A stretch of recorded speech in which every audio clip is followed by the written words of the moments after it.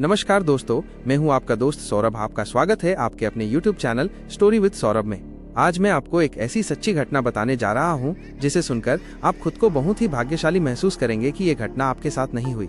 जी हाँ, ये कहानी है ही कुछ ऐसी। ये घटना जिनके साथ घटी है उनका नाम है सुरेश।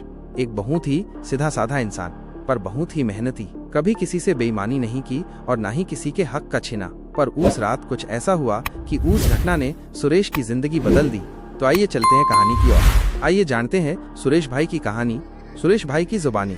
नमस्ते भाइयों, मेरा नाम सुरेश है, सुरेश यादव। मैं यूपी के जौनपुर जिले का रहने वाला हूँ। बचपन से ही गरीबी देखी है। खेत खलिहानों से ज्यादा तो मैं ट्रक के टायरों से वाकिफ हूँ। मेरे पिता ट्रक चलाते थे, मैं भी उसी लाइन में पड़ गया। लेकिन मेरे गांव में काम नहीं मिलता था, पर मेरे कुछ दोस्त मुंबई शहर में काम करते थे। मैंने उनसे संपर्क किया और कहा कि कहीं काम पे लगा दो, तो उन्होंने मुझे मुंबई बुलाया। मेरे पास मुंबई जाने के लिए पैसे नहीं थे। एक दिन हिम्मत जुटाई और गांव के पटेल जी से कुछ पैसे उधार लिए और निकल पड़ा मुंबई। मुंबई बड़ा शहर है बाबू, लेकिन दिल छोटा। यहाँ हर कोई भाग रहा है। मुझे भी एक फैक्ट्री में ट्रक ड्राइवर की नौकरी मिल गई। ज्यादा कुछ नहीं, बस माल लादना, कहीं से कहीं पहुँचाना, लेकिन पैसा टाइम पर मिल जाता था। ऐसे करते करते मुझे 2 महीने हो गए। मालिक जहाँ बोलते थे मैं वहाँ जाता था। मालिक हर ट्रिप पर कुछ न कुछ पैसे ज्यादा देते थे, तो मैं और मन लगा के काम करता था। लेकिन उस रात कुछ अजीब सा था। महीने की 14 तारीख थी, लेकिन चांद आसमान से गायब था। फैक्ट्री के मैनेजर ने बोला, सुरेश भाई एक अर्जेंट डिलीवरी देनी है, नासिक की तरफ निकलना होगा, अभी रात को ही माल पहुंचाना जरूरी है। मैंने हाँ में सिर हिलाया। काम काम होता है, रात दिन नहीं देखता। ये बोलकर गाड़ी में माल लोड करवाया और निकल पड़ा मंजिल की ओर। रूट मुंबई से नासिक और बीच में कसारा घाट। वो घाट जिसके बारे में मैंने पहले बहुत कुछ सुना था, लेकिन खुद कभी नहीं गया था। रात के करीब 11 बजे मैं ट्रक लेकर कंपनी से निकला। हाईवे पर ट्रक सरक रहा था, सड़कों पर सन्नाटा था और रेडियो पर पुराना गाना चल रहा था। दिल में कुछ बेचैनी सी थी, लेकिन मैंने ध्यान नहीं दिया। सोचा नया रूट है, शायद इसलिए कुछ बेचैनी हो रही है। कसारा घाट शुरू होते ही माहौल बदल गया। एकदम घना अंधेरा, पहाड़ की ओट से आती ठंडी हवा और जंगल की सरसराहट। घाट में कुछ दूर अंदर जाते ही अचानक मुझे सामने सड़क पर एक औरत दिखी, सफेद साड़ी में, बाल खुले, एक हाथ उठाए हुए। मैंने ब्रेक मारा। बहन जी, इतनी रात को यहाँ क्या कर रही है आप? वो कुछ नहीं बोली, बस ट्रक की तरफ इशारा किया जैसे बैठना चाह रही हो। मैंने दरवाजा खोला, लेकिन तभी मेरी नजर उसके पैरों पर पड़ी। उसके पैर पूरी तरह उल्टे थे। मेरा दिल धक से रह गया, पसीना माथे से टपकने लगा। 1 सेकंड को लगा ट्रक वहीं रोक दूं और भाग जाऊं, लेकिन तब तक वो गायब हो चुकी थी। मैंने ट्रक की खिड़की चढ़ा दी और जोर से हनुमान चालीसा पढ़नी शुरू कर दी।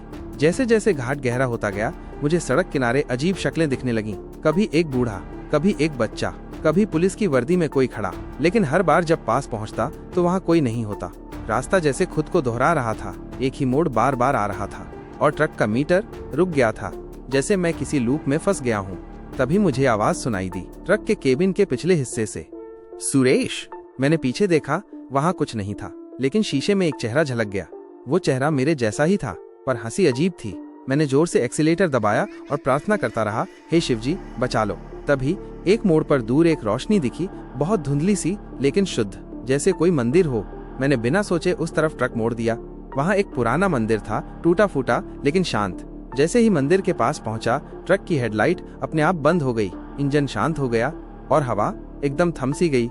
मैं जैसे किसी और ही दुनिया में पहुंच गया था। सामने शिव मंदिर था, टूटा फूटा, पर उसकी चारदीवारी के अंदर एक अजीब सी शांति थी। मुझे यकीन हो गया यही वो जगह है जो मुझे बचा सकती है। मैं मंदिर के अंदर गया। वहाँ एक बूढ़ा साधु बैठा था, आंखें बंद, पर जैसे उसे सब पता हो। तू डर गया है? उसने आंखें खोले बिना ही पूछ लिया। मैंने कांपती आवाज में कहा, हाँ बाबा, कुछ है उस घाट में जो इंसान नहीं है। साधु बाबा ने मुझसे मुस्कुराते हुए कहा, घाट की रक्षक शक्ति यही मंदिर है बेटा, तू समय से पहुंच गया। मैं चुप था, कांप रहा था, लेकिन महसूस कर सकता था मैं बच गया हूँ। साधु ने जो कहा वो सुनकर रूह कांप गई। वो इंसान नहीं है बेटा, वो एक चुड़ैल है, लेकिन आम चुड़ैल नहीं। वो रूप बदलने वाली है, तेरे जैसे भूलों को बहकाती है, कभी औरत बनकर, कभी बच्चा, कभी माँ, कभी भगवान भी। मैंने पसीना पोंछा, लेकिन बाबा वो ऐसा क्यों करती है? कहानी में कुछ साल पीछे जाते हैं। कई साल पहले कसारा घाट के जंगल में एक औरत का बलात्कार करके कत्ल कर दिया गया था। उस औरत का नाम था चंपा। गांव वालों ने उसके शव को घाट में फेंक दिया। उसकी आत्मा ने तभी कसम खाई, जो भी उस रात अमावस की घड़ी में इस घाट से गुजरेगा, उसे वो उसी दर्द में घसीटेगी जिससे वो खुद गुजरी। मैंने कांपते हुए पूछा, तो वो मुझे क्यों छोड़ रही है बाबा? साधु ने धीरे से अपनी आंखें खोली उसने गहरी सांस ली और कहा, वो छोड़ नहीं रही, देव शक्ति तेरी रक्षा कर रही है। तू शिव भक्त है और वक्त रहते इस मंदिर तक पहुंच गया, पर अब सुन, वो तुझसे खेल खेलेगी। वो जान चुकी है तू डरता नहीं, अब वो तुझसे अपना बदला लेगी, तेरे अपनों का चेहरा लेकर। और खेल शुरू हुआ। मैं मंदिर से बाहर आया तो ट्रक ठीक चल रहा था, जैसे कुछ हुआ ही नहीं, पर मेरा मन अब और सतर्क हो गया था। मैंने ट्रक फिर से घाट की तरफ मोड़ा, माल पहुंचाना भी जरूरी था। लेकिन अब हवा बदली बदली सी लग रही थी। पहाड़ चुप थे, पर जंगल जैसे कुछ कह रहा था। और तभी मुझे एक लड़का दिखा सड़क के बीच में। भैया भैया रुकिए, मैं गिर गया हूँ। वो मेरी बहन का बेटा लग रहा था, विनय। मैं चौंका। विनय, तू यहाँ क्या कर रहा है? घर चलो ना भैया, माँ रो रही है। उसकी आंखें लाल थीं। मैं ट्रक से नीचे उतरा, लेकिन तभी याद आया विनय तो यूपी में है। और जब मैंने फिर से उसकी तरफ देखा, वो अब एक बूढ़ी औरत बन चुकी थी, मेरी माँ। बेटा मत जा। फिर वो अचानक हंसने लगी, खतरनाक गूंजती हुई हंसी, और हवा में गायब हो गई। मैं समझ गया अब असली खेल शुरू हो गया है। उस रात मैं किसी और ही दुनिया में था, एक ऐसी जगह जहाँ हर परछाई शक्ल बदल रही थी। मंदिर से लौटते वक्त मैं सोच रहा था कि अब शायद सब ठीक हो जाएगा, पर असली खेल तो अब शुरू हुआ था। मैंने ट्रक स्टार्ट किया, गियर लगाया और कसारा घाट के उतार पर उतरने लगा। रात के 2:30 बजे। घाट के मोड़ अब और डरावने लग रहे थे। मैं धीरे धीरे ट्रक चला रहा था, ध्यान से, लेकिन तभी पीछे से आवाज आई, भैया पानी चाहिए। मैंने शीशे में देखा, पीछे एक लड़की बैठी थी, 13-14 साल की, गीले बाल और कांपती आवाज। तू कौन? मैंने डरते हुए पूछा। वो बोली, मैं तो वही हूँ जिसे तूने मंदिर से पहले लिफ्ट दी थी। भूल गए क्या? पर मैंने तो किसी को नहीं बिठाया था। मैंने ब्रेक मारे और पलट कर देखा, ट्रक खाली था, लेकिन शीशे में अब वो लड़की नहीं, एक बूढ़ा आदमी दिख रहा था, हंसता हुआ, और उसकी आंखों से खून बह रहा था। मेरे हाथ कांपने लगे। मैंने इंजन फिर स्टार्ट किया, पर ट्रक अब चलने से इनकार कर रहा था। घड़ी की सुई वहीं अटकी थी, 2:49 पर। मैं समझ गया मैं अब चुड़ैल के घेरे में हूँ। सड़क बदल गई थी। अब वो घाट जैसा नहीं लग रहा था। चारों तरफ धुंध, अजीब सी चिल्लाहटें, और ट्रक के शीशों पर जैसे कोई पंजे मार रहा हो। अचानक कोई ट्रक की छत पर चढ़ा। ठक ठक ठक। मैं कांप गया। पीछे देखा, अब पीछे कोई नहीं था, लेकिन तभी ट्रक का दरवाजा अपने आप खुला और अंदर घुस आई वो, एक युवती के रूप में, चेहरे पर दर्द, आंखों में आंसू। भैया मदद करो ना, उन्होंने मुझे मार डाला।